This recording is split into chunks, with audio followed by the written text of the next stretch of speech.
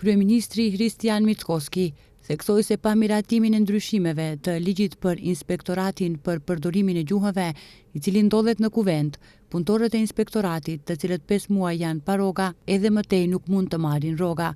Mickoski, i cili të shtunën realizoi takim me drejtorin e inspektoratit, Arsim Idrizin, dhe disa të punësuar, thekson se kjo është e domosdoshme për shkak të harmonizimit të ligjeve. A mund të paguhet rroga para se të ndryshohet ligji? Nuk mundet, për atë ishim në atë takim.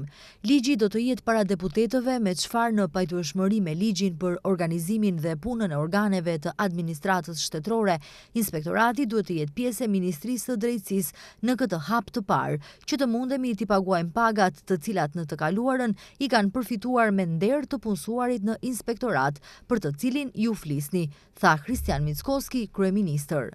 Sipas Mickoskit, kjo është vetëm zgjidhje e përkohshme për të tejkaluar problemin e rrogave. Synimi është që me ndryshime të reja ligjore, inspektorati të vendoset, të hiqet nga Ministria e Drejtësisë dhe të vendoset në kompetenca të Agjencisë për zbatimin e gjuhëve.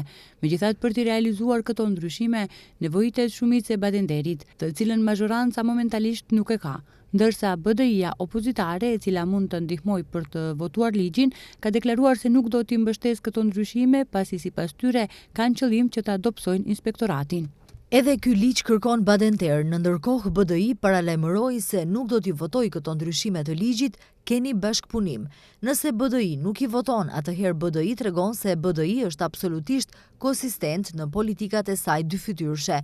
Gjegjesisht dëshiron t'i lërë njerëzit që janë në inspektoratin për përdorimin e gjuhës shqipe pa paga edhe më tej, u shpreh kryeministri Mickoski.